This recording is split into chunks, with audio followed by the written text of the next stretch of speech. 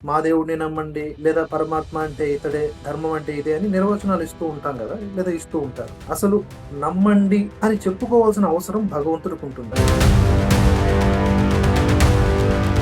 ప్రశ్నలు అడిగినందుకు నిన్ను దూషిస్తాను. ఈ రోజు చూస్తున్నాం కొన్ని ఛానళ్లు పెట్టి బండబూతులు తిడుతున్నారు. ఇది సనాతన ధర్మం కాదు. నిజంగా సామరస్యం చేసే పరిస్థితులున్నాయా? చేయొచ్చా? సామరస్యం అనేది మ్లేచ్ఛ మతాలతో కుదరని పని. నీ పాదధూళిని వాళ్ళ ఇంటి ముందు దులిపేసి వచ్చేయి. బైబిల్ చెప్తున్న మాట ఇది, నా సొంతదేం కాదు. భాను గారు మరి ఏ ధైర్యంతో చెప్పుకుంటారని మీరు అనుకుంటున్నారు? ఆయన బేసికల్గా అడ్వర్టైజ్మెంట్ కోసం, పబ్లిసిటీ కోసం వచ్చాడు. నాకు తెలిసి వీళ్ళ టార్గెట్ ఎలా ఉంది అంటే అమాయకులు అన్నమాట. ఏ ప్రశ్నలు వేయకుండా మీరొచ్చి నా మతాన్ని నమ్ముకో, నా దేవుణ్ణి నమ్ముకో అనగానే మన దగ్గరున్న విగ్రహాలన్నీ తీసి పడేయాలి, మన దగ్గరున్న గ్రంథాలన్నీ పడేసి నీ బాంచం ద్వారా ఇప్పుడే మారిపోతా, బాప్తిజం ఇయ్యానాల. సో అంబేద్కర్ గారు 70 సంవత్సరాల క్రితం చెప్పిన మాట ఈరోజు నిజమవుతుంది. ఎందుకంటే ఆ రోజే ఆయన చెప్పారు ఆ మాట. ఈ విషయంలో అంబేద్కర్ కూడా ఒక మాట చెప్తారండి.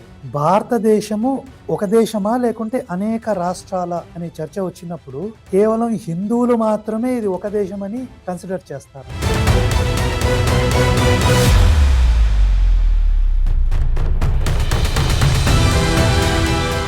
అందరికీ నమస్కారం. Welcome to Bharatavarsha talks.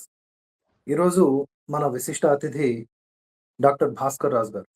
ధర్మ మార్గం ద్వారా అనేకమైనటువంటి గొప్ప విషయాల్ని జనాలకు తెలియజేస్తూ ఉంటారు. తన యొక్క కర్తవ్యంలో భాగంగా, విధి నిర్వహణలో భాగంగా డాక్టర్గా సేవలు అందిస్తూ ఉంటారు. అట్ ది సేమ్ టైం ధర్మానికి సంబంధించి కూడా తమ సమయాన్ని కేటాయించి ఎన్నో అంశాల మీద మాట్లాడుతూ ఉంటారు. మరెన్నో పుస్తకాలు కూడా వ్రాశారు. ఎంతో రీసెర్చ్ చేస్తూ ఉంటారు. వారి గురించి ప్రత్యేకించి నేను మీ అందరికీ మరోసారి చెప్పనక్కర్లేదు. అయితే ఇప్పుడు వారు మనకి అందుబాటులో ఉన్నారు కనుక మరిన్ని విషయాల మీద మనం చర్చాగోష్ఠి పెట్టుకుందాం. మీకేమన్నా సందేహాలుంటే కామెంట్స్ రూపంలో తెలియజేయండి. అవి నెక్స్ట్ మీటింగ్‌లో, నెక్స్ట్ ఇంటర్వ్యూలో మరలా దాన్ని కవర్ చేసే ప్రయత్నం చేస్తాం. ఇప్పటికైతే వారిని ఆహ్వానిద్దాం. నమస్తే సార్. నమస్తే అండి. జై శ్రీరామ్. జై Shriram sir. Thank you so much. So, ఈ మధ్య ఉన్నటువంటి చర్చలు, రభసలు, రచ్చలు చూస్తూనే ఉన్నారు. మీరు కూడా అందులో ఒక పాత్ర గాబట్టి ప్రత్యేకించి నేనేమి చెప్పనక్కర్లేదు. అయితే జనరల్‌గా భగవంతుడు, పరమాత్మ ఇత్యాది టాపిక్స్ అనేవి ఒక సహృద్భావ వాతావరణంలో ఎప్పుడూ చర్చించుకోదగ్గవి. ఆ చర్చల ద్వారా మనిషి పరిపక్వతను సాధించాలి. మనసు ప్రశాంతంగా ఉండాలి. ఈ 2 మెయిన్ లక్ష్యాలు గదా! కానీ ఒక అన్‌రెస్ట్ వాతావరణం మాత్రం క్రియేట్ అవుతుంది. ఒక ప్రశ్న ఉత్పన్నమైనప్పుడు అవతల వైపు నుండి సమాధానం కాకుండా ఒక రకమైన వేధింపులు, నిందలు, నిష్ఠూరాలు ఇలాంటివి రావటం అనేది అది ఎట్టి పరిస్థితుల్లో చర్చ అనిపించుకోదు. ఇలాంటి సిట్యుయేషన్స్ నడుమ సరే వారెలాగో ప్రశ్నలకు సమాధానాలు చెప్పరు లేదా ప్రశ్నలు వేయరు. నాకే కొన్ని ప్రశ్నలున్నాయి. మిమ్మల్ని అడుగుతా. ఓకే. నేను ఇటీవల ఆలోచిస్తున్నప్పుడు ఇప్పుడు దేవుడిని నమ్మండి, మా దేవుడిని నమ్మండి, లేదా పరమాత్మ అంటే ఇతడే, ధర్మం అంటే ఇదే అని నిర్వచనాలు ఇస్తూ ఉంటాం గదా! లేదా ఇస్తూ ఉంటారు. అసలు నమ్మండి అని చెప్పుకోవాల్సిన అవసరం భగవంతుడికి ఉంటుందా? నమ్మినా, నమ్మకపోయినా అతడికేమి లోటు? అసలు నమ్మదగిన, నమ్మాల్సిన వస్తువు ఈ దైవము అని అనొచ్చా? ఈ పాయింట్ ఆఫ్ వ్యూలో మీరేమంటారు సార్? ఈ విషయంలో చాలా మాట్లాడుకోవాలి. అయితే జగ్గి వాసుదేవ్ గారు చెప్పే అనేక విషయాలు నేను అంగీకరించకపోవచ్చు. కానీ ఒక్క విషయంలో ఆయన చెప్పేది కొంచెం రీజనబుల్ అనిపిస్తుంది. ఆయన 2 కేటగరీస్‌గా చెప్తాడు. అంటే మ్లేచ్ఛ మతాలనే పదం వాడతానిక్కడ. మ్లేచ్ఛ మతాలలో బిలీవర్స్ ఉంటారంతే. అంటే నమ్మకం ఒకటే. సనాతన ధర్మంలో ఆయన చెప్పేదేంటంటే సీకర్స్ అంటాడు. సో, ఈ విషయంలో నేను ఆయనతో ఒప్పుకుంటాను. ఆఫ్‌కోర్స్ కానీ ఈరోజు అందరూ సీక్ చేస్తారా దేవుడు ఎవరు అనేది కష్టమే చెప్పడం. అంటే హిందువులుగా చెప్పబడేవాళ్ళు, లేకుంటే సనాతనమైన ధర్మానికి సంబంధించిన వాడనని చెప్పుకునేవాళ్ళు అందరూ సీకర్స్‌గా ఉండవసరం లేదు. చాలామంది బిలీవర్స్‌గా గూడా ఉన్నారు. ఆఫ్‌కోర్స్ వాళ్ళ ఇష్టం అది. ఎందుకంటే రాజ్యాంగమే ఆ హక్కు మనకిచ్చింది బిలీవ్ అవును. చేసుకోవచ్చని. ఈరోజు మన దేశంలో రావణాసురుడిని గూడా దేవుడిగా పూజించే వాళ్ళున్నారు. నరకాసురుడిని ఆ! లేకుంటే మహిషాసురుడిని గూడా దేవుడు చేసుకున్నారు. సో, అది ఫ్రీడమ్ అది. రాజ్యాంగం ఇచ్చిన ఫ్రీడమ్. ఇక రాజ్యాంగం పక్కన పెడితే మన ధర్మం ఏమంటుంది? మన ధర్మంలో సీకర్స్ అనే పదం ఉంది. అంటే ఏది కూడా బ్లైండ్‌గా ఒప్పుకోలేం. ఇప్పుడు అంతెందుకండి శ్రీమద్ భగవద్గీతలోని అనేక ప్రశ్నలు ఏవైతే అర్జునుడు వేస్తాడో శ్రీకృష్ణ పరమాత్మకి దానికి తాను జవాబు చెప్పాడు. అంతేగాని నేను దేవుడినిరా నువ్వు నన్నడుగుతావు అని కత్తి తీసుకొని మెడ తీసేయల. అంటే అవును. పరమాత్ముడే తన మీద అడిగిన ప్రశ్నలకి కూడా సమాధానం చెప్పాడు. సో, ఒక ప్రశ్న ఒకరు అడిగినప్పుడు నేను దాన్ని సమాధానం చెప్పను. నేను దాన్ని దాటవేస్తాను. ప్రశ్నలు అడిగినందుకు నిన్ను దూషిస్తాను. లేకుంటే ఈరోజు చూస్తున్నాం కొన్ని ఛానెల్‌లు పెట్టి బండబూతులు తిడుతున్నారు. ఇది సనాతన ధర్మం కాదు. సనాతన ధర్మంలో ప్రశ్న జవాబు ఉంటుంది. అవును. ఆ ప్రశ్న జవాబులోనే మనం సత్యాన్ని గుర్తించగలుగుతాం. ఆ సత్యాన్ని చేరగలుగుతాం. అంతేగాని ప్రశ్న అడగడమే తప్పు అనేది సనాతన ధర్మం కాన్సెప్ట్ కాదు. ఇన్‌ఫాక్ట్ ఇది మ్లేచ్ఛ మతాలకు సంబంధించిన కాన్సెప్ట్. అవును. బ్లాస్ఫెమీ అంటారు. అసలు ప్రశ్నలే అడగకూడదు. వినాలి, దాన్ని గుడ్డిగా నమ్మాలి. అంటే ప్రొఫెటిక్ రిలిజియన్స్ అంటారు కదా! దీంట్లో ఇలా ఉంటుంది. సో, మనము యాస్ ఏ సనాతని ఎందుకంటే మనం ఆ సనాతన ధర్మాన్ని నమ్ముతాం కాబట్టి, మనం ప్రశ్నలు అడగమని ఎంకరేజ్ చేస్తాం. ఇన్‌ఫాక్ట్ నేను ఎవ్రీ సండే లైవ్ పెడతాను ప్రశ్న జవాబులు. ఎంతవరకంటే నాకు తెలియకుంటే నేను తెలుసుకొని నెక్స్ట్ వీక్ చెప్తాననే మాట కూడా నేను చెప్తాను. ఎందుకంటే అన్నీ అందరికీ తెలవాల్సిన అవసరం లేదు. తెలిస్తే చెప్తాం. తెలియకుంటే నాకు తెలవదయ్యా తెలుసుకొని చెప్తాం. కానీ ఈరోజు మనం చూస్తున్నదేంటంటే ప్రశ్న అడగడమే పాపం అయిపోయింది. హ్మ్. అదే విచిత్రం. విచిత్రం అది. ప్లస్ ఇంకోటి ఏ ప్రశ్నకైనా జవాబు శాస్త్రపరంగా ఉండాలి. ఫస్ట్ ప్రశ్నకి జవాబు చెప్పరు. వాళ్ళు కోట్ చేసేది శాస్త్రపరంగా ఉండదు. మూడోది దూషణ. హ్మ్. అంటే హ్మ్, ఒక ఒక ఫ్యూ సెకండ్స్ సాయిబాబా దగ్గరికెళ్దాం. వీళ్ళతో మీకు నాకేం కోపం లేదు. వాళ్ళు మన మీద కోపం పెట్టుకున్నారు. ప్రశ్న హ్మ్. అడిగితేనే శాస్త్రం అంటారు. ఒకాయనొచ్చేసి ఈ శాస్త్ర ప్రమాణము అని 24 మినిట్స్ మాట్లాడాడు. ఒక్క ప్రూఫ్ చూపెట్ల. మళ్ళీ హుహు. ఆయన కోట్ చేసేది మన గ్రంథాలు. ఆ హ్మ్. గ్రంథాలలో ఎక్కడ గూడా వీళ్ళు గురువుగా నమ్మే వ్యక్తి పేరు గాని, అవధూతగా నమ్మే వ్యక్తి పేరు గాని, లేకుంటే దేవుడని పూజిస్తున్నారు. ఆఫ్‌కోర్స్ మీకు ఆ రైట్ ఉంది. పూజించుకోవచ్చు. ఆ పదమే లేదు. ఆ నామం లేదు. ప్రమాణం లేదు. అలాంటప్పుడు ప్రమాణం లేదు. సో, హ్మ్. ప్రమాణం లేనప్పుడు ప్రమాణం లేదు అంటే అయిపోయింది. ఎండ్ ఆఫ్ డిస్కషన్ కదా! అలాంటప్పుడు దాన్ని నానవేసి 24 నిమిషాల వీడియో చేసి, సొల్లు కబుర్లన్నీ చెప్తే అది ఇట్ ఈస్ నాట్ రైట్. ఇది ఎడ్యుకేటెడ్ వాళ్ళు చేసే పని కాదు. అయితే అవును. ఇది కాగా పరమాత్మ ఎవరు అనే దానికి కొన్ని ప్రమాణాలున్నాయి. అలాగే హ్మ్. గురువు ఎవరు అనే దానికి ప్రమాణాలున్నాయి.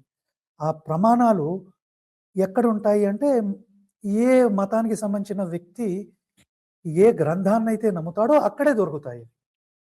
హ్మ్. ఇప్పుడు సనాతన ధర్మంలో పరమాత్మ ఎలా ఉండాలో నేను బైబిల్‌లో వెళ్లి వెతకను.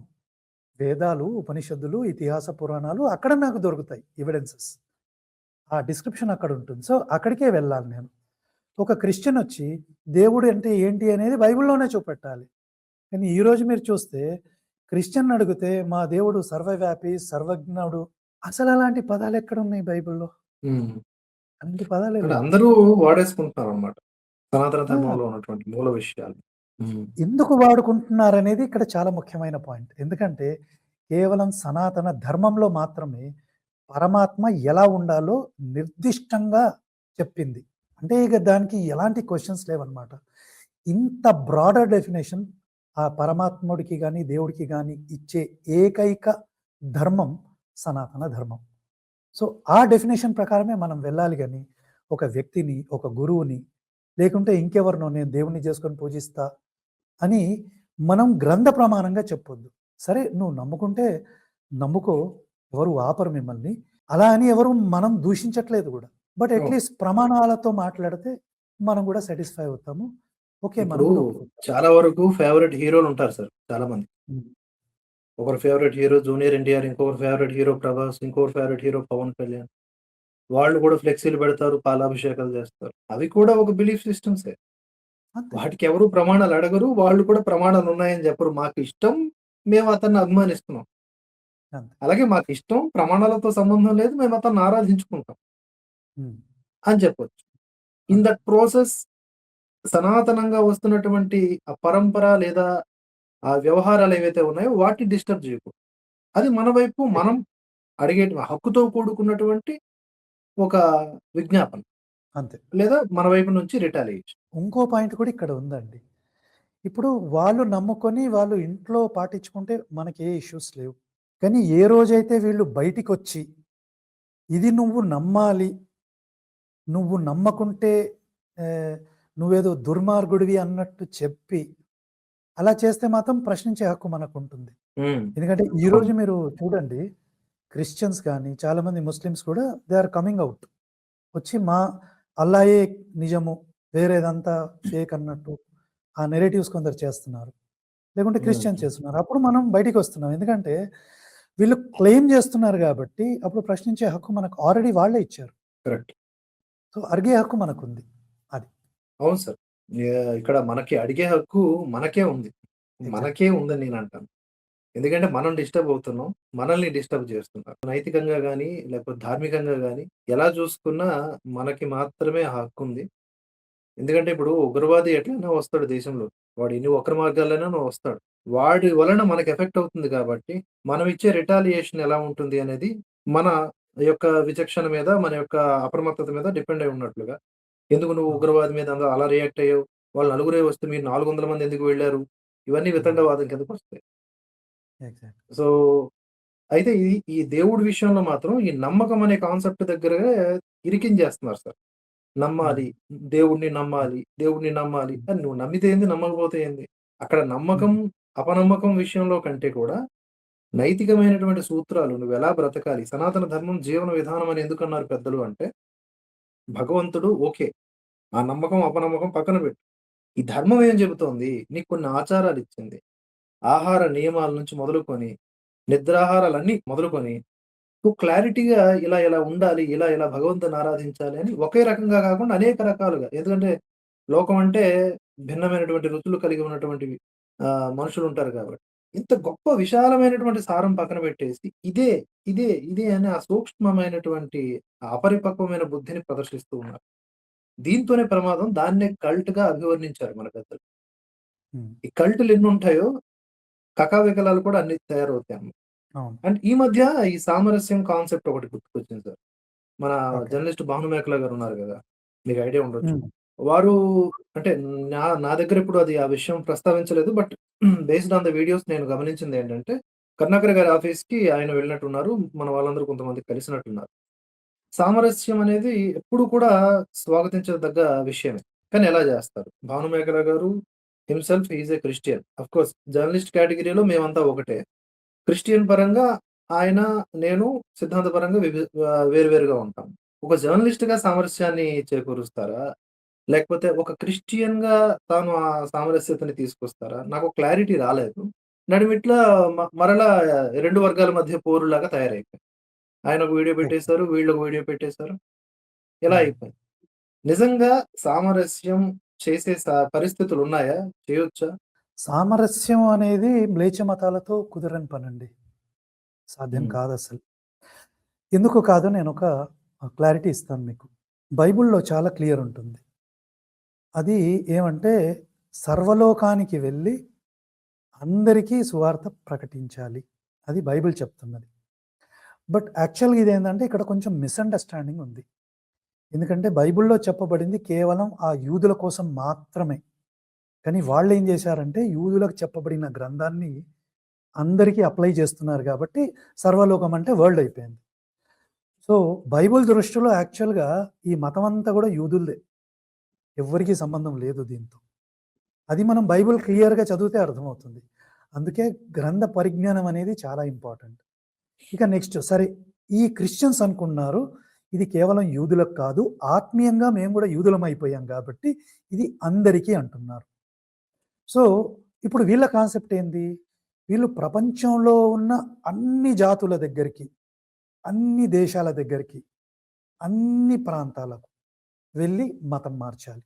సరే. ఇప్పుడు మతం మారలేదనుకోండి. ఏం జరుగుతుంది? అది బైబిలే చెప్తదండి. బైబిల్ ఏం చెప్తదంటే, నువ్వు ఒక చోట వెళ్లి సువార్త చెప్పావు. వాళ్ళు వినలేదు.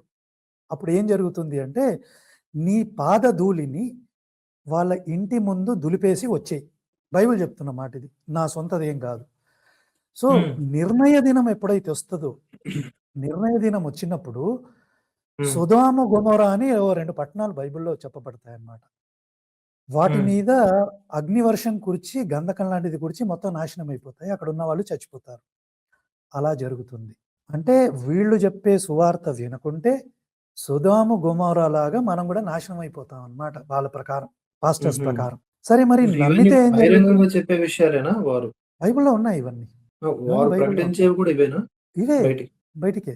అయితే హ్మ్. ఇది పాత నిబంధనలో ఒక చోట చెప్పబడింది. కొత్త హ్మ్. నిబంధనలో గూడా వీళ్ళు మార్క్ 16 అని ఉంటుంది. దాంట్లో గూడా ఇలాగే చెప్తారు. నమ్మితే పరలోకం. నమ్మకం ఉంటే నిత్య నరకం. ఆ నిత్య నరకంలో ఎప్పుడు గూడా కాలుతూనే ఉంటుంది. మనం మండుతూనే ఉంటాం. చావమనమాట. ఇప్పుడు ఇమాజిన్ హుహు. జేయండి. ఒక వ్యక్తి పెట్రోల్ పోసో, డీజిల్ పోసో కాల్చుకుంటే కాలి చచ్చిపోతాడు. అయిపోయిందక్కడ బాధ. హ్మ్. హ్మ్. ఈ నరకం అలా కాదనమాట. నిత్య నరకం కాలుతూనే ఉంటుంది. మనం హ్మ్. చావము. అండ్ ఇమాజిన్ హ్మ్. చేయండి కంటిన్యూయస్‌గా స్కిన్ బర్న్ అవుతుంటే ఎలా ఉంటుంది? ఆ కాన్సెప్ట్ ఉంది. మరి నువ్వు అందరిని మార్చడానికే ట్రై చేస్తున్నావు గదా! మార్చకుంటే నువ్వు నరకానికి ఎళ్తావని చెప్తున్నావు నువ్వు. సో, ఇక్కడ సామరస్యం ఎక్కడొచ్చిందండి? ఒక హ్మ్. నమ్మకాన్ని తీసుకొచ్చావు.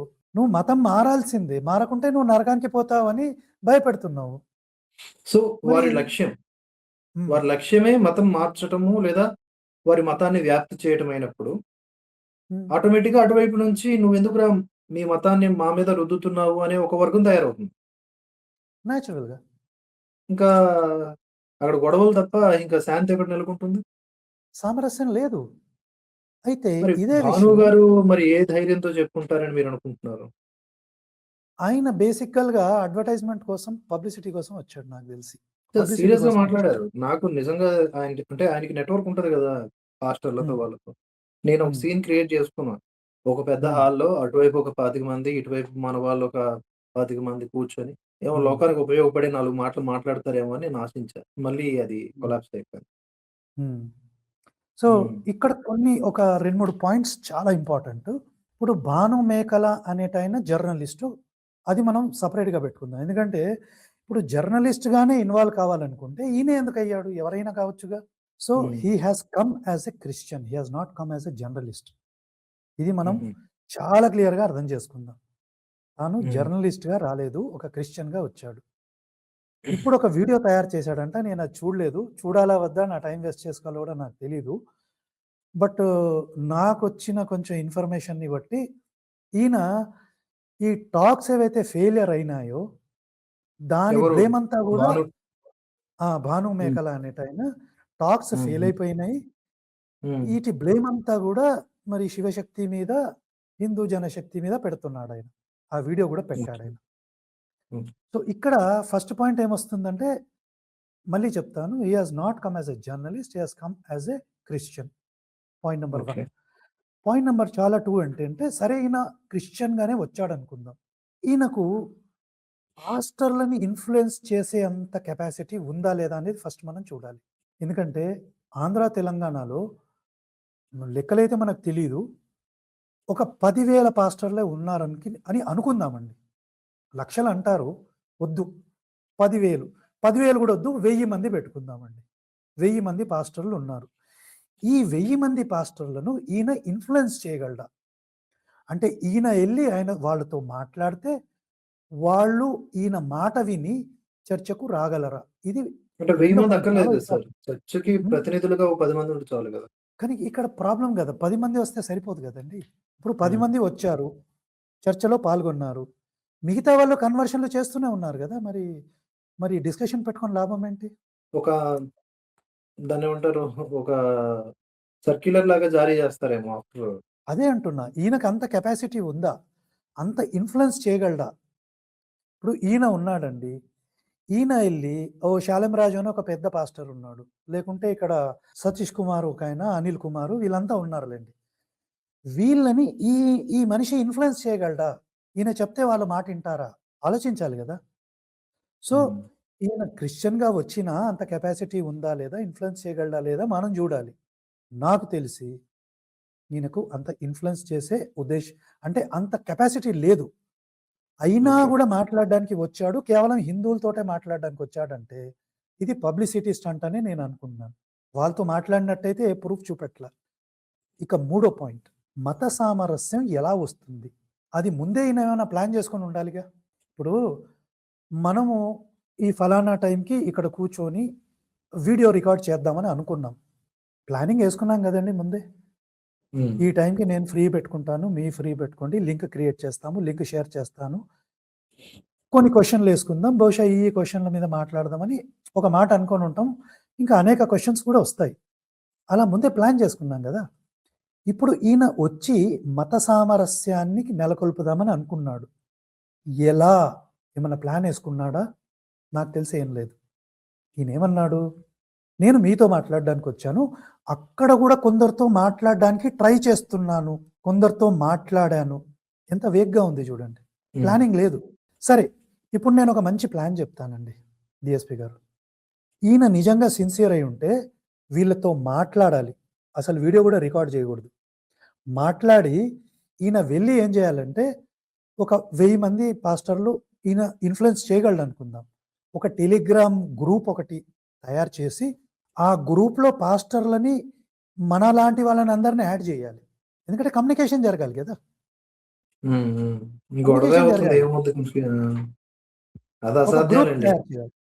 అంటే హ్మ్. హ్మ్. ప్లానింగ్ ఎలా జరగాలో చెప్తున్నాను. అట్‌లీస్ట్ గ్రూప్ ఇప్పుడు తయారు చేసి అందరికి మెసేజ్‌లు పంపే ఇది ఇవ్వకుండా ఓన్లీ అడ్మిన్స్ ఓన్లీ అని పెట్టుకునున్నా బావుండేది. పెట్టుకొని అందరిని జాయిన్ జేసి, ఇలా మత సామరస్యం కోసం నేను ట్రై చేస్తున్నాను. Not as a ah! Journalist, but as a Christian. ఇదన్నా చేశాడా? చేయల. ఇంకో చాలా ఇంపార్టెంట్ పాయింట్ వస్తుంది. మత సామరస్యం తీసుకొద్దామని అనుకున్నాను. ఎలా? ఏం చేస్తే మత సామరస్యం వస్తుంది? Point number 1. ఇప్పుడు ఈయనేమంటున్నాడు అంటే, మీరు క్రిస్టియానిటీని క్రిటిసైజ్ చేస్తున్నారు. వాళ్ళు మీ గ్రంథాలని క్రిటిసైజ్ చేస్తున్నారు. ఇది ఇష్యూయే కాదని అనను. కానీ మత సామరస్యం రావాలంటే ఏం జేయాలి? నా ప్రకారం ప్రచారం బంద్ జేయాలండి ఫస్ట్. ఎందుకంటే వీళ్ళు హిందువుల జోలికొస్తున్నారు. అమాయకమైన హిందువులెవరైతే వాళ్ళ ధర్మాన్ని పాటించుకున్నారో వాళ్ళ దగ్గరికి క్రిస్టియన్స్ వస్తున్నారు. పాస్టర్‌లొస్తున్నారు. బైబిల్ ఇస్తారు. పాంప్లెట్‌లు ఇస్తారు. మా దేవుడిని నమ్ముకో. అసలు హిందువుల దగ్గరికి వస్తున్నారు గాబట్టే గొడవలు గదా! అసలు వీళ్ళు మన దగ్గరికి రాకుంటే గొడవలేమున్నాయండి? అంటే అవునా మత కాదా? ప్రచార హక్కు రాజ్యాంగం కల్పించింది కదా! అలా అగ్రీ. వారొచ్చి వెళ్ళిపోవచ్చు. ప్రచారం చేసుకోవచ్చు గానీ ఇంటింటికి వెళ్లి మేబీ అది చేయకూడదు. ఆ! అయితే దానికి గూడా సొల్యూషన్ ఉంది.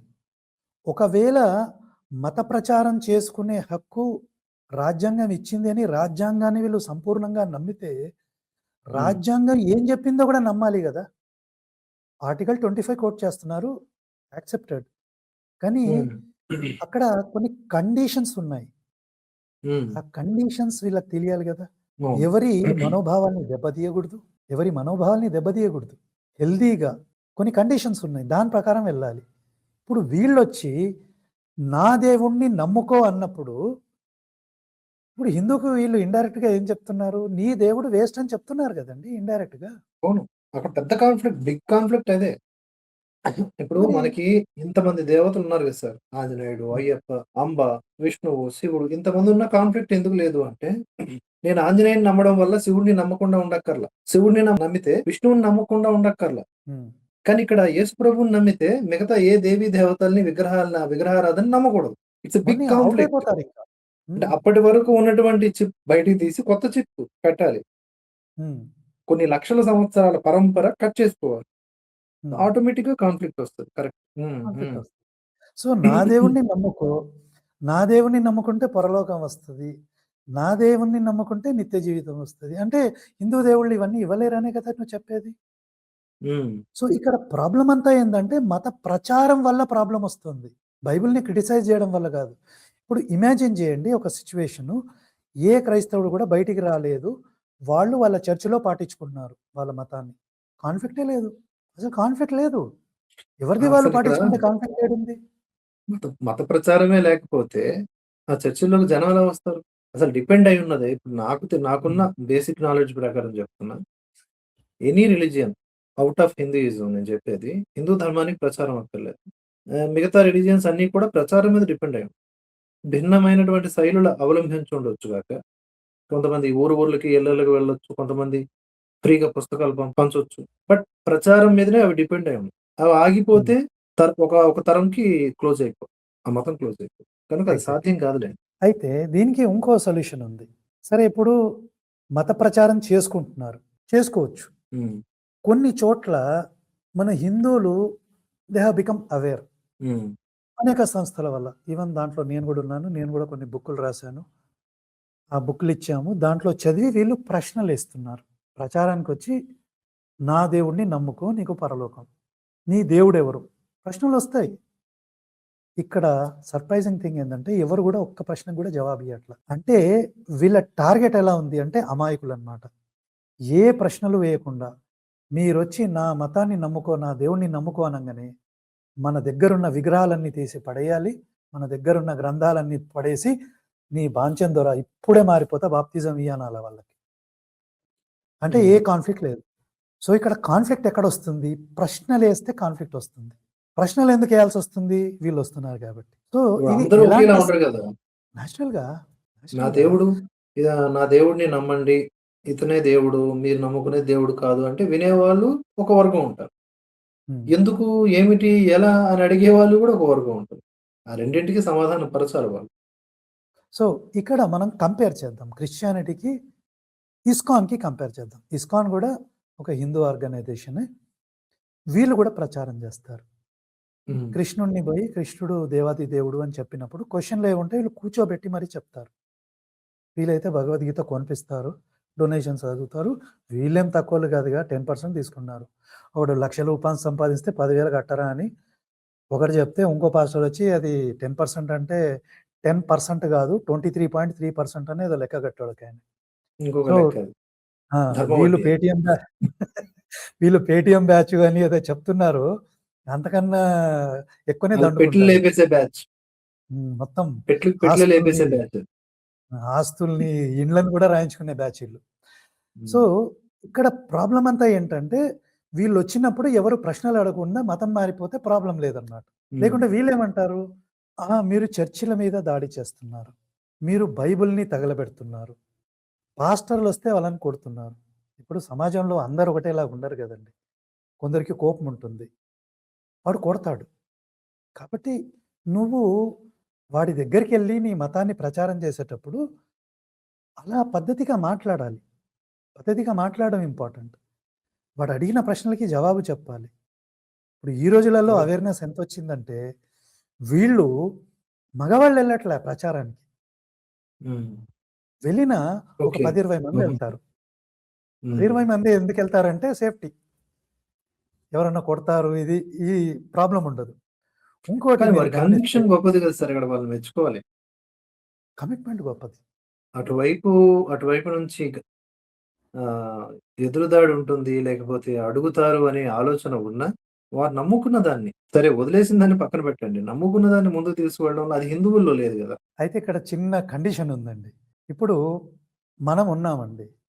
నేను వేరే మతానికి సంబంధించిన వాడిని సనాతన ధర్మంలోకి గనక నేను కన్వర్ట్ చేస్తే నాకెవరన్నా 10% ఇస్తారా? ఎవరు ఇయ్యరు. అక్కడుంది. సో, ఆ కమిట్మెంట్‌కి కారణం ఇది డబ్బులు. హుహుహు. ఇదే డబ్బులు గాదండి. పరపతి. చర్చిలల్లో జరిగే అసాంఘికమైన కార్యకలాపాలు. మా హ్మ్. గ్రూప్‌లో కొందరు కేకులంటారు. కేకులంటే మీకు అర్థమై ఉండాలి. కేకులు గూడా దొరుకుతాయక్కడ. కేకులంటే అమ్మాయిలనమాట. హుహు. సో, ఇవన్నీ ఉన్నాయి గదా! పరపతి. They can dictate who will become MLA, who will become CM. అంటే they have money power. They have all the కీర్తి, ప్రతిష్టలు ప్లస్ పవర్. ఈ మూడిటి వల్లనే ఈ కమిట్మెంట్ వస్తోంది. నౌ ఇమాజిన్ చేయండి. వీళ్ళు కన్వర్షన్ చేశారు. ఒక్క పైసా కూడా వాళ్ళకు రాదు అనుకోండి. ఇదే కమిట్మెంట్ వాళ్ళ దగ్గర ఉంటుందా? I don't think so. అంతెందుకు చర్చులున్నాయి. ఒక 10,000 చర్చులున్నాయనుకుందాం ఇక్కడ, అక్కడ కలిపి. ఈ రోజు నుంచి రూల్ పెట్టేసి ఇక, ఇక ముందు ఏ చర్చ్‌లో గూడా దశమ భాగాలు ఇవ్వనవసరం లేదు. ఒక రూల్ పెట్టండి. ఈ చర్చిలో ఎన్ని రోజులుంటాయో చూడండి. 6 మంత్స్ కూడా ఉండవండి. అన్నీ క్లోజ్ అయిపోతాయి. కరోనా అంటే టైంలో ఏ అదే జరిగింది. ప్రార్థనా మందిరమైనా, లేకపోతే ఏ మతాలకు సంబంధించినవైనా సరే, వాటి నిర్వహణ ఉంటుంది గదా! నిర్వహణ ఖర్చులు తీసుకోవాలి. ఖర్చులనేవాళ్ళు భక్తులే ఇవ్వాలి. హ్మ్. So, agreed. దశమ భాగాలు గాకపోయినా అట్‌లీస్ట్ ఎంతో కొంత తీసుకోవాల్సుంటుంది. తీసుకోవచ్చు. మెయింటెనెన్స్‌కే తీసుకోవచ్చు. ఇక్కడ మెయింటెనెన్స్ కాదు గదా! డిమాండ్ ఇది. డిమాండ్. నువ్వు అంత దోపిడి. ఇస్తే ఆ! దోపిడి. నువ్వు అంత ఇస్తేనే బెటర్. లేకుంటే ఇంకా అంటే థ్రెటనింగ్ అన్నమాట. సో, ఇలాంటి ప్రలోభాల ఆధారంగానే ఈ కమిట్మెంట్ వస్తుంది. ఈ హ్మ్. ఈ ఫైనాన్షియల్ కమిట్మెంట్, ఈ కేకుల కమిట్మెంట్ లేకుంటే ఎవడు పని చేయడు. మన ధర్మంలో ఉన్న గొప్పతనం అదే యాక్చువల్‌గా. ఎందుకంటే మనం డబ్బులేమి అడగం. ఏదో యూట్యూబ్ ద్వారా ఏదో కొంచెం మెయింటెనెన్స్ వస్తుంది అంతే. కానీ అటుపక్క అది లేదు. పోతే మన దాంట్లో ఫుల్ టైమ్‌గా పనిచేసే వాళ్ళున్నారుగా కొందరు. వాళ్ళకి మెయింటెనెన్స్ ఉంది, స్టాఫ్ ఉంది, యూట్యూబ్ కోసం ఎడిటర్లున్నారు. వాళ్ళు బయట గూడా కొన్ని కార్యాలు జేస్తారు. అన్నదానాలు జేస్తారు. కొన్ని సోషల్ యాక్టివిటీస్ జేస్తారు. దానికి డబ్బులు గావాలి. కాబట్టి వాళ్ళు అడుగుతారు. సో, క్రైస్తవులకు గాని, ముస్లిమ్స్‌కి గాని ఈ ధర్మం కోసం ఎవరైతే పోరాడుతున్నారో వాళ్ళని పట్టుకొని పేటీఎం బ్యాచ్ అని లేబులేసే హక్కు లేదు వాళ్ళకి. ఎలాంటి హక్కు లేదు. ఎందుకంటే మీరే పెద్ద పేటీఎం బ్యాచ్. ఇన్‌ఫాక్ట్ బైబిల్ పాత నిబంధనలో యెహోవా అనే దేవుడు ఇజ్రాయెల్ నుంచి యూదుల్ని తీసుకెళ్తాడు. ఏం చెప్పడు. తీసుకెళ్ళిన తర్వాత పూజ చేసే అంటే ఏదైతే బలులు చేస్తామో, ఆ బలులు చేసినప్పుడు ఖచ్చితంగా ఇంత డబ్బులియ్యాలని అగ్రీమెంట్ చేసుకుంటాడు. అది చెయ్యకుంటే అంటే అంత కమిట్మెంట్ ఇయ్యాలన్నమాట 10%. ఇవ్వకుంటే మీరు బాగుపడరు అన్నట్టు కూడా కొన్ని వచనాలున్నాయి బైబిల్‌లో. దేవుడే ఆ పర్సెంటేజ్‌ని అడిగి లాలుచి పెట్టినప్పుడు ఈ పాస్టర్‌లు పెట్టరండి. అంటే ప్రారంభం నుంచే ఈ మతమంతా గూడా డబ్బు మీద ఆధారపడింది. ప్రారంభం నుంచి. అలాగే ఇస్లాం గూడా. వాళ్ళు ఏదో 10% ఎంతో ఇస్తారు వాళ్ళు మసీదులకు గూడా. హ్మ్. సో, ఇవన్నీ పోతే మన ధర్మంలో లేదా అంటే మన ధర్మంలో గూడా ఉంది ఇయ్యమని. కానీ దాని ఫిక్స్‌డ్ గాదు. అవును. మనం దానం దానం చేసేవాళ్ళుంటారు. ఇప్పుడు చాలామంది వైశ్యులు వీళ్ళంతా గూడా they will donate regularly to temples. Temple మెయింటెనెన్స్‌కి. డబ్బులు తినడానికి కాదు. గవర్నమెంట్ తింటుంది ఈరోజు. అదే గవర్నమెంట్ అదే డబ్బులు చెప్పబోతున్నా. తింటుంది. అంటే హ్మ్. ఇప్పుడు ఒకప్పుడు ఆలయాలు కేవలం భగవంతుని దర్శించుకునే కేంద్రాలుగానే కాకుండా, సాంస్కృతిక కార్యక్రమాలు జరిగేవి. ఆయుర్వేద సేవలు అందేవి. ఒకటి కాదు. ఎన్నో రకాలైనటువంటి లోకానికి ఉపయోగపడే కార్యక్రమాలు నెలవుగా ఉండేవి ఒకప్పుడు. ఇప్పుడు హ్మ్. కేవలం దర్శనాలు, క్యూ లైన్‌లు, ఒక్కొక్క క్యూ లైన్‌కి ఒక్కొక్క ధర. ఇక్కడ కూడా దోపిడీ అనేది ఉంది. కానీ ఉంది. అక్కడ జరిగే దోపిడీ కొండంతైతే ఇక్కడ జరిగే దోపిడీ ఘోరంత. కానీ ఆ 2 ఒకే కేటగరీకి ఎప్పుడొస్తాయంటే హిందువులు ఎక్కువ మంది గదా! హ్మ్. ఇక్కడిక్కడ రూపాయి దోపిడీ చేస్తే వేల కోట్లవుద్ది. సో, వాళ్ళ దగ్గర దశమ భాగాలు దోపిడీ చేసినా అది వేల కోట్లవుద్ది. అయితే ఇక్కడ దోచుకున్నది అట్‌లీస్టు ప్రభుత్వం వాడుకుంటే పథకాల రూపంలో మళ్ళీ జనాలకెళ్తది. ఆయా ఆలయ అధికారులు వాడుకుంటే అన్నదాన రూపంలోనో, ఇంకో రూపంలోనో మళ్ళీ జనాల్లోకొస్తది. అక్కడికొచ్చేసరికి అది ఎవరి బొక్కసాల్లోకి వెళ్తదో గ్యారంటీ లేదు. లెక్కపత్రం లేదు.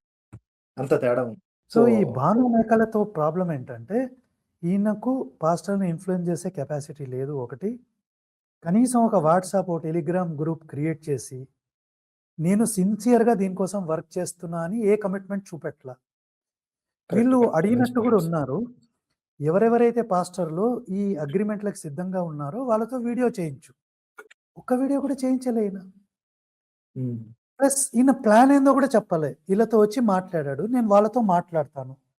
వాళ్ళతో మాట్లాడిన ఆధారాలేం లేవు. కానీ ఇక్కడికొచ్చి వీళ్ళని బ్లేమ్ జేసి, మీరే మొత్తం చేశారు.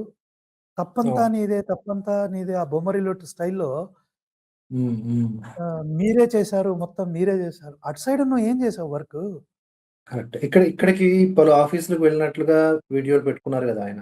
అలా పలు చర్చులకో లేకపోతే వాళ్ళ వాళ్ళ ఆఫీసులంటారో ఏమంటారు పాస్టర్‌లవి. సో, వాళ్ళ కార్యాలయాలకు వెళ్లి కూడా అలాగే ఆయన చిన్న చిన్న రీల్స్ పెట్టి on ఫైన్ డే ఈ రెండిటిని కలిపేటటువంటి ఒక సభ ఏర్పాటు చేసుంటే, ఆయన మాటలు, అవును. ఇంప్లిమెంటేషను, రిజల్టు పర్ఫెక్ట్‌గా ఉండేది. ఇప్పుడు మళ్ళీ తప్పిచ్చాడు. అటు తిప్పి, ఇటు తిప్పి ఓ 2, 3 సంస్థల మీద లేకపోతే హిందువుల మీద అనేది పెట్టేయడం అనేది అంత నైతికంగా నాకు కూడా అనిపించట్ల. కొంచెం ప్లస్ అంత పెట్టడమే ద్వంద్వ నీతిగా గాదు. అనిపిస్తుంది.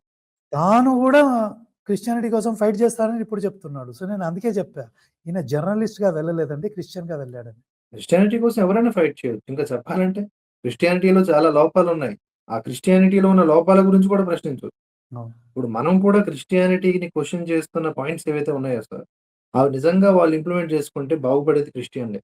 ఇంకో దశమ పాయింట్ గూడా భాగాలు మీకు క్వెషన్ చేస్తారు. చెప్తాను. హ్మ్. ఇంకో పాయింట్ గూడా మీకు చెప్తాను. మన ఫైట్ క్రిస్టియన్స్‌తో కాదండి. మన ఫైట్ క్రిస్టియానిటీతో. ఎందుకంటే హ్మ్. దుర్మార్గం అంతా దాంట్లో ఉంది. లేదా మన ఫైట్ దాన్ని అంతా బైబిల్‌తో. అడ్డుపెట్టుకొని చేస్తున్న కొంతమంది పీపుల్‌తో. హ్మ్. పీపుల్. అదే ఇప్పుడు ఇంత పెద్ద దోపిడీ వ్యవస్థ ఏదైతే ఒక చైన్ సిస్టమ్ లాగా ఉందో, దీన్ని గనక నిలువరించగలిగితే ఎంతోమంది జనాలు ఆ పాప భీతి వలన గదా ఇస్తున్నారు. ఫస్ట్ ఆఫ్ ఆల్ అది హ్మ్. తీసేయాలి. మీరిచ్చినా అవును. ఇవ్వకపోయినా భగవంతుడనేవాడు అలా ఎదుగొడుగుతాడు. నువ్వు దశమ భాగాలు ఇవ్వకపోతే నేను నిన్ను చంపేత్తా, నీకు వ్యాధులిస్తా అనేవాడు భగవంతుడెలా అవుతాడు? ఇంత చిన్న కామన్ సెన్స్‌తో ఆలోచిస్తే ఒకవేళ వాళ్ళు యేసయ్యనే నమ్ముకుంటే, మా యేసయ్య అలా ఉండడు. నా దగ్గర లేవు. నేను ఇవ్వలేకపోతున్నాను. అని దశమ భాగాల బదులు ఓ 2% 1% ఇచ్చుకున్నారనుకోండి. పర్వాలేదు. వాళ్ళ వాళ్ళ కష్టం వాళ్ళకి మిగులుతుంది. అలా కాకుండా వాళ్ళు ముక్కుపిండి వసూలు చేస్తున్నారు. పాపం అనే పేరు పెట్టి. అక్కడ మనం క్వెషన్ చేయాలి. అక్కడ యాక్చువల్‌గా క్వెషన్ చేయాల్సింది భాను మేకల లాంటి వాళ్ళు. అవును. అయితే ఇంకో అలాగే పాయింట్ కూడా ఉందండి ఇక్కడ. కన్వర్షన్‌లో ఇంకో యాంగిల్ ఉంది. అది ప్రైమరీ రీజన్ నాలాంటి వాడు ఫైట్ చేయడానికి. అంబేద్కర్ ఒక మాట చెప్పారు. ఎవరైతే క్రిస్టియానిటీకి, ఇస్లాంకి మారతారో వాళ్ళలో జాతీయతా భావం పోతుంది. నా ఫైట్ దీని మీద బేస్ అయింది. మతం మారిన ఎవరు గూడా భారత్ మాతాకి జై అండు. అవును. ఒక పాస్టర్ మీకు తెలిసిందే ముసలాయన కరోనా వచ్చిన అన్నారు. తర్వాత అది భారతీయ జెండా గాదు గుడ్డ ముక్క అన్నాడు. అవును. కనీసం ఒక 10 మంది పాస్టర్‌లు భారతదేశాన్ని ముక్కలు చేసి మాకు ముక్కియండి అన్నారు. ఏ చర్చిలలో గూడా జాతీయతా భావాన్ని నేర్పియరండి. భారతీయ సంస్కృతి నుంచి వాళ్ళని దూరం తీసుకెళ్తారు. బ్రిటిషోడు చాలా గొప్పోడు. తెల్లోళ్ళు చాలా గొప్పోళ్ళు. భారతదేశంలో ఏముంది? ఏమి లేదు. అంతా దరిద్రమే. మనమందరం మతం మారితే అప్పుడు మన భారతదేశం బాగుపడుతుంది. అంటే వాళ్ళ వ్యాపారం కోసం భారతదేశాన్ని తక్కువ జేస్తారు. మన సాంప్రదాయాలని తక్కువ జేస్తారు. ఆఫ్‌కోర్స్ హిందూ ధర్మాన్నయితే ఎట్లాగో తిడుతున్నారు. హ్మ్. నెక్స్ట్ దేశ ద్రోహులని తయారు చేస్తారు. ప్లస్ అనేక సందర్భాలలో ఈ పెద్ద పెద్ద పాస్టర్‌లు ఎవరైతే ఉన్నారో they are working with foreign funded money. బయట నుంచి వచ్చే డబ్బులతో పనిచేస్తున్నారు. బయటి దేశం వాడెవడు గూడా లేకుంటే డీప్ స్టేట్ వాడెవ్వడు గూడా వాడు భారతదేశం స్ట్రాంగ్‌గా ఉండాలని ఎప్పటికీ కోరుకోడు. హ్మ్. భారతదేశాన్ని ఎలా నాశనం చేయాలి? అదే వాడి టార్గెట్. దానికి తోడ్పడుతుంది ఈ పాస్టర్లు. సో, క్రిస్టియానిటీకి మారిన వెంటనే వీడు దేశద్రోహి అయిపోతాడు ఆటోమేటిక్‌గా. సో, అంబేద్కర్ గారు 70 సంవత్సరాల క్రితం చెప్పిన మాట ఈరోజు నిజమవుతుంది. ఎందుకంటే ఆ రోజే ఆయన చెప్పారు ఆ మాట. సో, మన కరెక్ట్. ప్రైమరీ ఫైట్ క్రిస్టియానిటీ మీద, ఇస్లాం మీద ఎందుకు అంటే మన వాళ్ళే దేశద్రోహులవుతున్నారు. ఇంకోటి చెప్తాను మీకు. స్వామి వివేకానంద లాంటి సెక్యులర్ భావాలున్న వ్యక్తి ఒక మాట మాట్లాడాడు. ఒక వ్యక్తి సనాతన ధర్మం నుంచి వేరే మతానికెళ్తున్నాడంటే, మనలో ఒకడు తగ్గడం కాదయ్యా! మనకొక మనం శత్రువు పెరిగినట్టు అని చెప్పాడాయన. అవును. ఎంత పెద్ద స్టేట్‌మెంట్ చూడండి. సో, వివేకానందుడే ఈ మాట చెప్పాడంటే మనం ఎంతండి? అంతే గదా! మనం ఎంత అసలు? సో, ఫైట్ చేయడానికి మనకు అన్ని రీజన్స్ ఉన్నాయి. కానీ వీళ్ళు మత సామరస్యం అంటూ ఏదైతే నాటకాలాడుతున్నారో, దీనికి మాత్రం ఏ రీజన్ లేదు. వీళ్ళు ఒక మీటింగ్ లాంటిది పెట్టుకొని అంటే ఈ వ్యక్తి తన సొంతంగా వచ్చాడా? లేకుంటే ఎవరన్నా పాస్టర్‌లు ప్రేరేపిస్తే వచ్చాడా తెలీదు గానీ, ఈ సనాతన ధర్మం కోసం ఫైట్ చేసే వాళ్ళని ఒక రకంగా తగ్గిచ్చి, చెడుగా చూపెట్టే ప్లాన్‌తో వచ్చినట్టయితే నాకు ఖచ్చితంగా అనిపిస్తుంది. అయ్యుండొచ్చు. చెప్పలేం. ఇదొక మన బలమైన అనుమానం. అయితే ఇప్పుడు భాను మేకల లాంటి వాళ్ళు, ఇటువంటి జర్నలిస్టులు లేదా మనమందరి లక్ష్యం ఏం గావాలి అంటే, మీరిప్పుడు చెప్పిన తర్వాత నాకర్థమవుతుంది. Nation first, religion next. Nation first, religion next అనేటటువంటి ఒక లైన్ పట్టుకొని, అన్ని మతాల వారి దగ్గరికి పోవాలి. దీన్ని ముందు నువ్వు పాటించు. మిగతావన్నీ నీ ఇష్టం. ఫస్ట్ నీ నీ నీ నేషన్‌ని నువ్వు గౌరవించు. నేషన్ ఫస్ట్ అనే సూత్రాన్ని అవలంబించు. దీనికి ఎంతమంది ముందుకొస్తారో చూడాలి. అప్పుడు సామరస్యం గురించి ఆలోచిద్దాం. దేశం కోసమన్నా కనీసం ముందుకు రావాలి కదా! మతం పక్కన పెట్టి. ముందుకు రావాలి. మతం నీ వ్యక్తిగతం. దేశం మనందరిది గదా! సో, ఆ కానీ, విధంగా చూసుకున్నా కూడా డౌటే. కానీ ప్రాబ్లమ్ అనండి. ఎందుకంటే ఈ మతాలే ఇక్కడివి కావు. ఇవి బయటి దేశాల నుంచి వచ్చినయి. మ్లేచ్ఛ దేశాల నుంచి వచ్చినయి. వాటి సిద్ధాంతమే ఏంటంటే ఆ దేశాలని పొగడాలి. హ్మ్. ప్రాక్టికల్ ఎగ్జాంపుల్ చూడండి. ఎన్ని టెర్రరిస్ట్ ఇన్సిడెంట్స్ అయ్యాయి హ్మ్. భారతదేశంలో. ఒక్క ముస్లిం అయినా ఒక ర్యాలీ తీసి ఇది తప్పు. ఇస్లాంలో ఉన్న ఈ తీవ్రవాదులు వాళ్ళని మేము ఒప్పుకోము అని ఏదన్నా తీశారా? వీళ్ళేమంటారంటే అసలు వీడికి ఇస్లాంకి సంబంధం లేదంటారు. ఓకే. ఒప్పుకుందాం కొంచెం సేపటి కోసం ఒప్పుకుందాం. ఎక్కడో ఇరాన్‌లో అక్కడ యుద్ధం జరుగుతుంటే వాళ్ళ కోసం డబ్బులు కూడగట్టుకొని ఇక్కడి నుంచి అక్కడికి పంపిస్తారు. కానీ ఇక్కడ టెర్రరిజంతో చనిపోయిన వాళ్ళు, వాడు హిందూ, ముస్లిం ఎవరైనా కావచ్చు. ఎందుకంటే ఒక బాంబ్ బ్లాస్ట్ అయితే హిందూ మాత్రమే చావాలని ఏం రూల్ లేదు. ముస్లిం కూడా చచ్చిపోతారు. క్రిస్టియన్స్ మనిషికుంటుంది చచ్చిపోతారు. మతం, బాంబుకుండదుగా. మామూలుగుండదు. ఈవెన్ పహల్గామ్‌లో క్రిస్టియన్ ఉన్నారు. పహల్గామ్‌లో ఒక క్రిస్టియన్ కూడా చంపేశారు. ప్యాంట్ క్రిస్టియన్ గూడా విప్పదీసి. ఆ! అవును. సో, మరి వాళ్ళకేమన్నా డబ్బులిచ్చారా మీరు? మీ దగ్గరున్న బంగారాలని, ఆభరణాలని పోగు జేసి కాశ్మీర్ నుంచి ఇరాన్‌కి పంపించడానికి మీరు సిద్ధపడ్డారు గానీ, ఇక్కడ మీ ఇంటి పక్కకున్న ఒక హిందువుకు, ఒక క్రిస్టియన్‌కి అమ్మ మీ భర్త చంపబడ్డాడు. మీ పట్ల మాకు సానుభూతి ఉంది. ఇది ఉంచండి. కనీసం ఒక రూ. 1,00,00,000 కలెక్ట్ చేశారా? చేయలే. అంటే ఈ మత సిద్ధాంతమే విడబడడం నుంచి మొదలవుతుందండి. విడదీయడం నుంచే మొదలవుతుంది. కాబట్టి దేశం మీద ప్రేమతో వాళ్ళు అంటే ఆ ప్రేమని చూపెట్టాలి అనే ఉద్దేశంతో ముందుకొస్తారనేది కొంచెం కష్టమే. అలా అని క్రిస్టియన్స్‌లలో దేశాన్ని ప్రేమించే వాళ్ళు లేరు అని నేను అనను. ఉన్నారు చాలామంది. ఉన్నారు. లేరని కాదు. ఎందుకు మరి? ఈ అలా అంటే ఈ హిందువుల్లో ఉన్న వాళ్ళందరూ దేశభక్తులు కారు గదా! కాదు. దొంగలు. పెద్ద పెద్ద దొంగలు దొంగలున్నారు. హిందువుల్లో ఉన్నారు. ఉన్నారు. ఇప్పుడు బట్ అత్యంత వివాదాస్పదమైనటువంటి అంశం ఎద్దు మాంసము ఇత్యాది ఏవైతే గో సంతతికి బఫెలో. సంబంధించినటువంటి ఎగుమతి. ఈ హ్మ్. ఎగుమతుల్లో చాలా మంది హిందువులే ఉంటున్నారు. అంటే తానొక హిందువుగా స్పృహ అవ్వకపోయినా కూడా అతనికి లేనప్పటికీను స్పృహ ఉంటే ఎందుకు చేస్తాడు ఆ పని? హ్మ్. సో పుట్టిపోయాడు అంతే హిందువుగా. హ్మ్. సో చాలా మంది టెక్నికల్‌గా హిందువులే గదా! వాళ్ళందరూ గూడా. అవును. ద్రోహులు అన్ని మతాల్లోనూ ఉంటారు. ఉంటారు.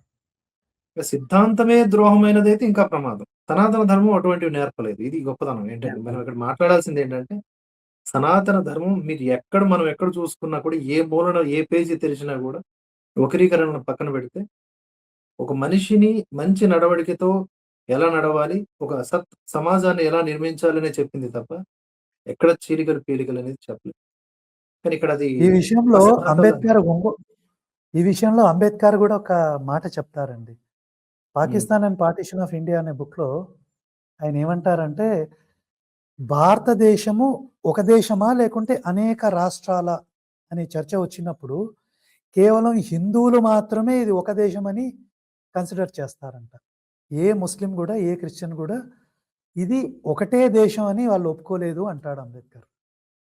మెజారిటీ. మెజారిటీ. చూడండి. అంటే ఈ భావజాలం ఎలా వస్తోంది? ఎందుకొస్తోంది? In the name of God ఏం జరుగుతోంది? ఇది దేశవ్యాప్తంగా మూలల్లో జరగాల్సినటువంటి చర్చ. అందుకనే చర్చలు ఎందుకు గొప్పవి అంటే సార్, అవి మనుషుల్ని ఆలోచింపజేస్తాయి. ఆలోచనల్ని వికసింపజేస్తాయి. సమాజాన్ని జాగృతం జేస్తాయి. అలా వదిలేసి గొర్రెల్లాగా పక్కన పెట్టేసారనుకోండి, వాళ్ళ ఆలోచనల్ని వాటిని. ఇంకంతే వాళ్ళెప్పటికన్నా వేరే విధ్వంసకారులకు ఆయుధాలుగా మారుతారు. అది సమస్య. చూద్దాం సార్ ఇప్పుడు ఓకే. భాను మేకల గారు ఏం జేస్తారో చూద్దాం. నెక్స్ట్ స్టెప్స్ అయితే మరి ఇంకేమి లేవని అనుకుంటున్నాను. కుదిరితే వారితో కూడా మాట్లాడి ఒక ఇంటర్వ్యూ లాగా చేద్దాం. అవసరమైతే ఒక తప్పనిసరిగా చేయండి. డిబేట్ లాగా మిమ్మల్ని వారిని ఒక ఒక చోట కూర్చోబెట్టి లేదా ఇలా జూమ్ మీటింగ్‌లోనైనా మనం మాట్లాడదాం. కలహాల అవసరం లేదు. మనకు కావాల్సింది సొల్యూషన్. ఇక చివరగా మనం సాయిబాబా అంశం మీద వద్దాం సార్ మళ్ళీ. హ్మ్. సాయిబాబా అంశం మీద ఇప్పటి వరకు మీరు గమనించినటువంటి డెవలప్‌మెంట్స్ ఏంటి? అంటే ఈ ఆలోచనలొచ్చాయా? గ్రామాల్లో చర్చలు జరుగుతున్నాయా? మీ వరకున్న అబ్జర్వేషన్ ఏంటి? సాయి భక్తులైతే ఎవరు గూడా శాస్త్ర ప్రమాణాలు చూపెట్టరండి. ఎందుకంటే లేదు. శాస్త్ర ప్రమాణాలు అంటే ఒక హిందువుగా నేను గాని, మీరు గాని మనకు కొన్ని ప్రమాణాలున్నాయి. అది వేదము, వేదానికి సంబంధించిన ఇతిహాస పురాణాలు, ఉపనిషత్తులు వీటిలో ప్రమాణాలున్నాయి.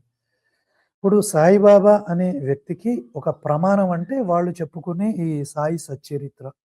నా ప్రకారం అయితే మనుషులు రాసిన గ్రంథాలకి ఎలాంటి ప్రమాణం లేదు. ఎవరు పడితే అది రాసుకోవచ్చు. పోతే వాళ్ళు నమ్మకూడదా అని నేనైతే కామెంట్ చేయను. వాళ్ళు నమ్ముకోవచ్చు. వాళ్ళు ఫాలో చేసుకోవచ్చు. కానీ అనేక సార్లు చెప్పే విషయాన్నే మళ్ళీ చెప్తాను. మీది సెపరేట్‌గా ఒక మతంగా పెట్టుకొని పాటించుకోండి. ఎలాంటి ప్రాబ్లమ్ లేదు.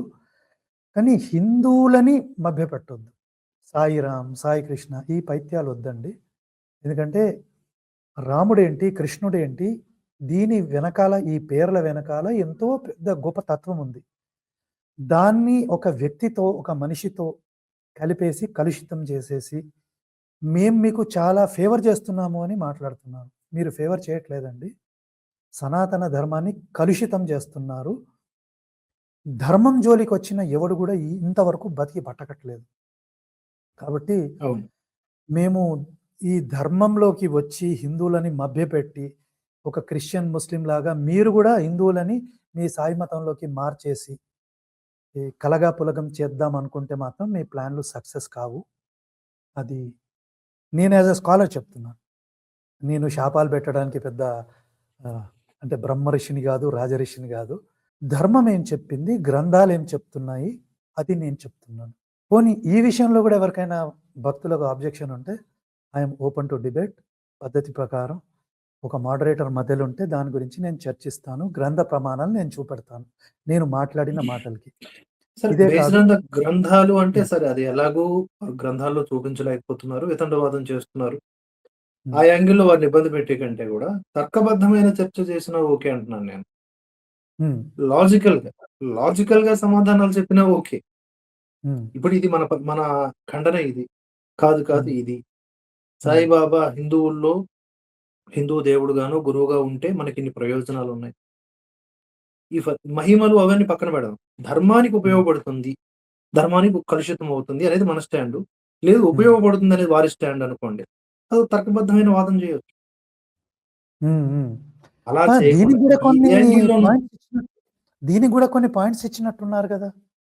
ఇలా చేయాలి అని 17, 18 పాయింట్స్. వాటికి వారు ముందుకు రాలేదుగా. అవన్నీ కూడా వన్ సైడెడ్ ఆర్గ్యుమెంట్ లాగా ఉంది అని ఇప్పుడు 'కరుణాకర్ అండ్ లలిత్' వేరే ఇచ్చారు ఆ పాయింట్స్. హుహు.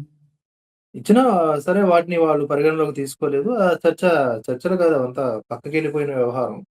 ఇప్పుడు నడుస్తుంది ఏంటి అంటే, మనం మన స్టైల్ ఆఫ్ పోరాటం చేస్తున్నాం. వాళ్ళు వాళ్ళ స్టైల్ ఆఫ్ కేసులు పెట్టడాలు చేస్తున్నారు. మనం అడ్వొకేట్‌లని పెట్టుకుంటున్నాం. ఇప్పుడు బోలెడు మంది అడ్వొకేట్‌లని పెట్టాం. రేపొద్దున ఇంకో 10 మంది అడ్వొకేట్‌లని పెట్టుకుంటాం. నడుస్తూ ఉంటుంది. ఇది ఆగదింక. ఆగాలి అంటే ఎప్పటికవుతుందో మనకు తెలీదు. ఇంకో పాయింట్ సాయి భక్తులు అని అంటున్నారు కదా సార్. సాయి భక్తులు అంటే కేవలం సాయిబాబా అనే దేవుడు నాకు సాయిబాబా ఉంటే చాలు అనుకునేవాళ్ళు వేల సంఖ్యలో ఉండొచ్చు అంతే. వేల సంఖ్యలో. సాయిబాబా కూడా నాకు దేవుడే అనేవాళ్ళు కోట్ల మందున్నారు. అవును. సో, ఇక్కడ చాలా తేడా ఉంది సార్. ఈ అవును. వేల సంఖ్యలో ఉన్నవారే ఈ రాద్ధాంతం క్రియేట్ చేస్తున్నారు. అర్థం చేసుకోకుండా. సాయిబాబా కూడా దేవుడే. సరే మీరేదో ప్రమాణాలు చూపిస్తున్నారు. గురువు. లేదు లేదు. మీరు చేస్తున్న ఖండనలు సబబు. కనుక నేను అతన్ని పక్కన పెడుతున్నాను. ఇలా ఉంటుంది వ్యవహారం. ఈ కోట్లాది మంది వ్యవహారం. కానీ సాయి భక్తుల అనుకునేటటువంటి కల్ట్ ఏదైతే ఉందో అదలా కాదు. నువ్వు నా విశ్వాసానికి అడ్డొస్తున్నావు కాబట్టి నిన్ను తిడతా. నేను శపిస్తా. నిన్నేదో కొడతా. నీ పని అయిపోయింది. అని చెప్పి మాట్లాడుతా ఉన్నారు. ఇంత తేడా ఉంది సార్. కనుక హ్మ్. ఆ సంఖ్య కూడా చిన్నదే. కాకపోతే అది కల్ట్ కావడం చేత దాని బ్లాస్టింగ్ మనం ఈ విపరీతాలుగా చూస్తున్నాం. విపరీతాలుగా. ఎగ్జాక్ట్‌లీ. అంటే ఇదొకటుంటుంది ఇక్కడ విషయం. ఫైనాన్సెస్ ఇన్వాల్వ్ అయినట్టు అనిపిస్తుంది నాకు. ఎవరు ఆ సార్? ఫైనాన్సెస్ వల్ల వీళ్ళు అంత గట్టిగా ఈ వాదన మీద కూర్చున్నారు. ఎందుకంటే సాయిని ప్రమోట్ అవ్వచ్చు, చేయడం వెనకాల ఎగోయిస్ట్ హ్మ్. అహంకారాలవ్వచ్చు, పర్సనల్ గ్లడ్జెస్ కావచ్చు.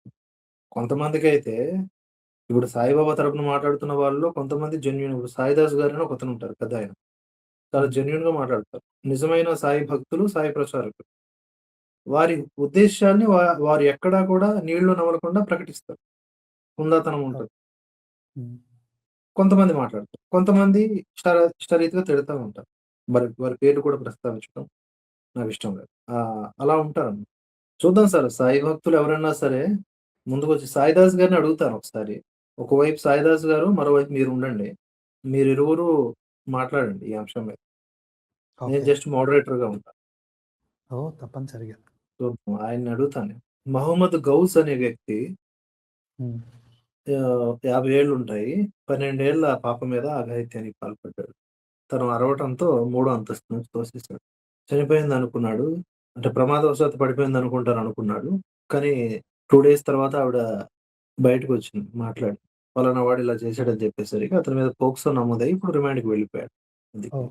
దీని మీద ఏ లెఫ్ట్ ప్రొపగండిస్టులు మాట్లాడట్లేదు. అది విచిత్రం. లెఫ్ట్, రైట్ అని అవసరం లేదు. ఒక ఆడపిల్ల పాపం దాని మీద మాట్లాడడానికి కూడా నోళ్ళు రావాలి. అంటే ఇక్కడ ఎలా ఉందంటే, ఒక చోట ఏదన్నా క్రైమ్ జరిగితే ఫస్ట్ చేసిన వాడెవరో చూస్తారు. వాడి చేసిన మతం వాడు చూసి ముస్లిం రియాక్ట్ అయితే సైలెంట్. చేసిన వాడు హిందూ అయితే నెక్స్ట్ చూస్తారు. వాడు బ్రాహ్మణుడా? వాడు బ్రాహ్మణుడు మోసబోయింది ఒక దళిత అమ్మాయి అయితే, ఇంక వీళ్ళకు కొబ్బరి చిప్ప దొరికినట్టే. Full batting. 1 ఇయర్ సరే నడుపుతారు. హ్మ్. లేదు. అక్కడ, ఇక్కడ ఇద్దరు దళితులే. అసలు అక్కడ మాట్లాడరు. సో, అంటే సెలెక్టివ్ ఇంటెలెక్చువలిజం అంటారు దీన్ని.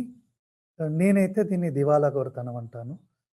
అంతే. అలాంటి ఇంక అంతకంటే దివాలాకోరుతనం అలాంటి దివాలాకోరుతనం చేసే వాళ్ళని వాళ్ళు జర్నలిస్టులైనా, ఇంటెలెక్చువల్స్ అయినా వాళ్ళకి ఏ వాల్యూ ఉండదు. ఎందుకంటే ఒక నిజాన్ని నిర్భయంగా అంటే ఏ పక్షాన్ని అన్యాయం జరిగితే ఇది అన్యాయం అని చెప్పగలగాలి. అంతేకాని చేసినవాడు, చేయించుకున్నవాడు ఎవరో చూసి నేను మాట్లాడతానంటే అది ఇంటలెక్చువలిజం అవ్వదు.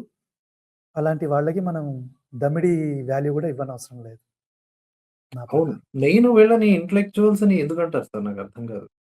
మొన్నటికి మొన్న పవన్ కళ్యాణ్ గారు కూడా ఈ సో కాల్డ్ ప్రొఫెసర్ నాగేశ్వర్. నేను హ్మ్. ఆయన్ని విషపు నాగేశ్వర్ అంటాను. అవును. ఎందుకంటే ఇప్పుడు అతన్ని మేధావి అని, న్యూట్రల్ జర్నలిస్ట్ అని. న్యూట్రల్ ఎలా అవుతారాళ్ళు? తను తానే వామపక్షవాది జర్నలిస్ట్ అని చెప్పుకున్నాడాయన. వామపక్షవాదిని అని. సో, అలాంటి ముసుగు వీరుల్ని వీళ్ళందరూ ముసుగులే. అవును. వీళ్ళని మేధావులుగా ఎక్కించేసారు. చిన్నప్పటి నుంచి మనల్ని ఆ దిశగా నడిపించేసారు. ఏమంటే అభ్యుదయవాదం. వాళ్ళది అభ్యుదయవాదం కాదు, గభ్యుదయవాదం. వాళ్ళు హీరోలు కాదు, జీరోలు. కనీసం దేశభక్తి లేనటువంటి వ్యర్థ జీవులు. ఇలాంటి విషయాల్లో హ్మ్. ఇంకేం రెస్పాండ్ అవుతారు సార్? వాళ్ళకి కావాల్సింది మీరన్నట్టు కోతికి కొబ్బరి చెప్పులాగా చూస్తా ఉంటారు. హిందువులు, హిందువులు, హిందువులు, హిందువులే అని. హిందువుల్ని బ్లేమ్ చేద్దామని. హిందువులైతే ఏంది? ముస్లిమ్స్ అయితే ఏంది? క్రిస్టియన్స్ ఏంది? ఏ మతస్థులైతే తప్పు చేసేవాడిని ఖండించాలి. అన్నిటికి అతీతంగా. చూద్దాం సార్. ఈ వీళ్ళు వాళ్ళు అలాగే ఉంటారు. వీళ్ళు ఇలాగే ఉంటారు. మనం ఇలాగే ఉండాలి.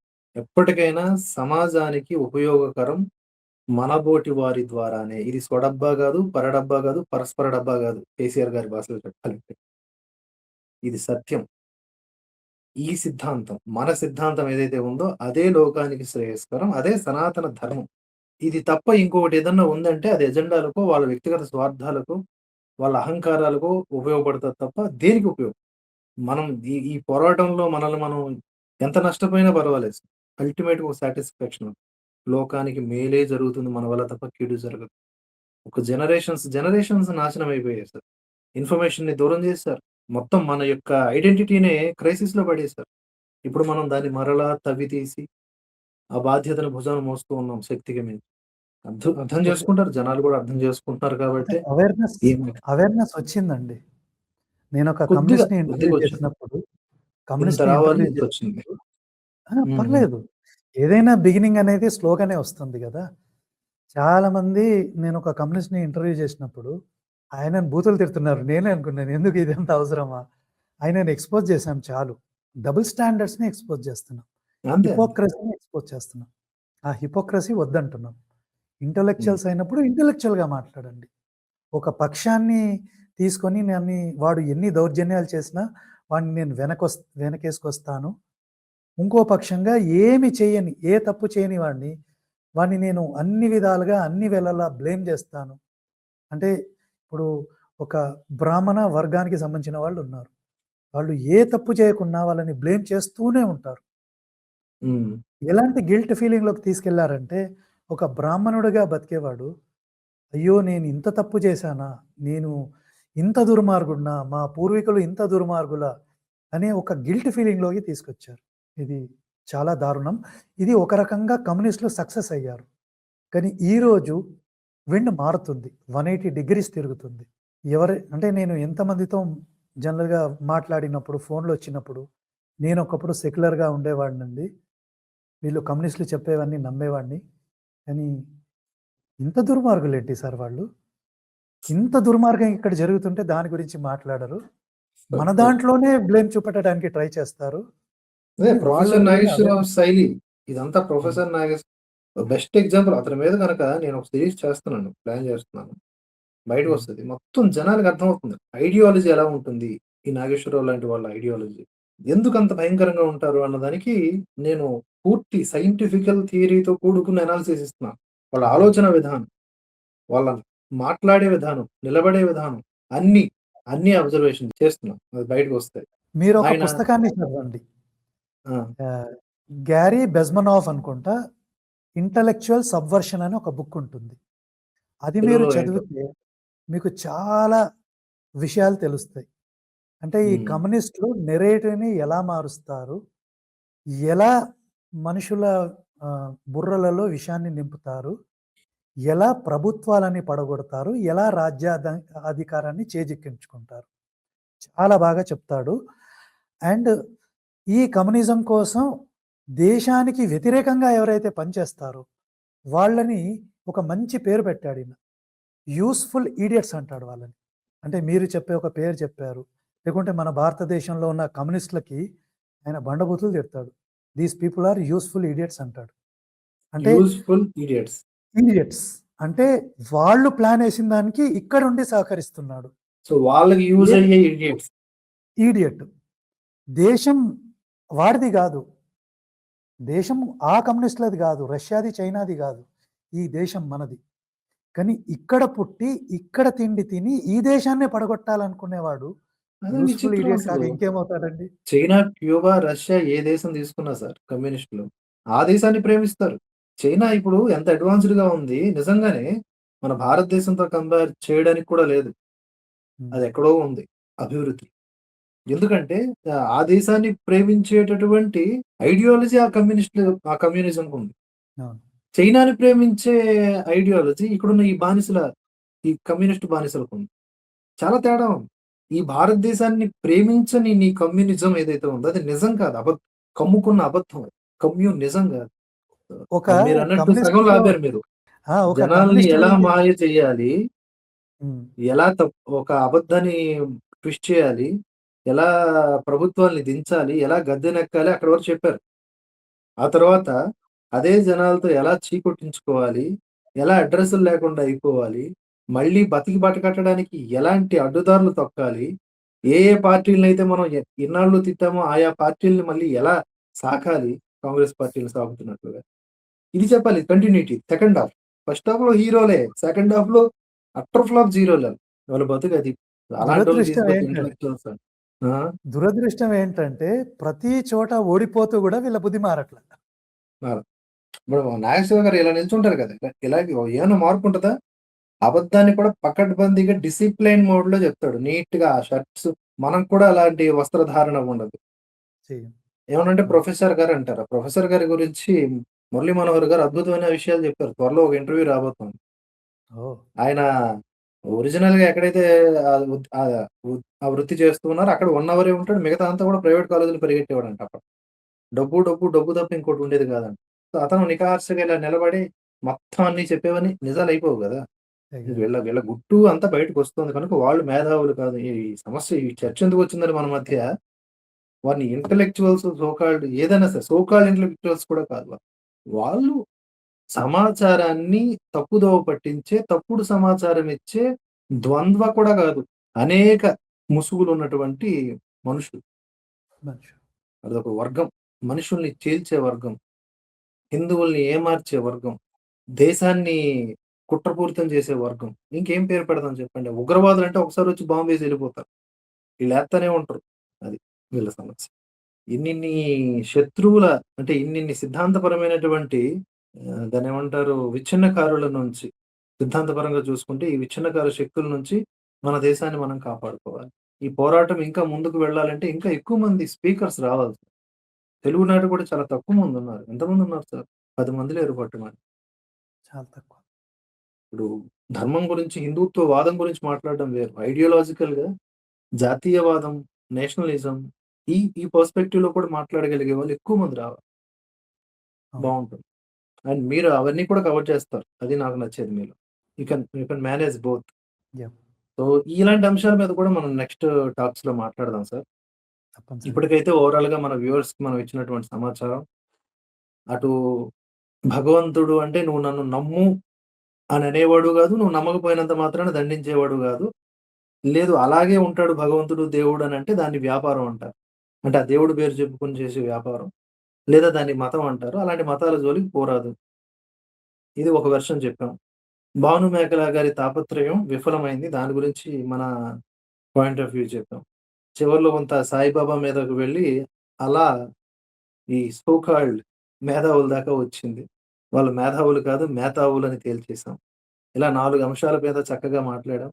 మీరు చాలా అద్భుతంగా విపులీకరించారు. ఇంకా ఎన్నో విషయాలు తెలుసుకుందాం సార్. భవిష్యత్తులో మీతో మరిన్ని వీడియోలు చేద్దాం అనుకుంటున్నాను. తప్పనిసరిగా.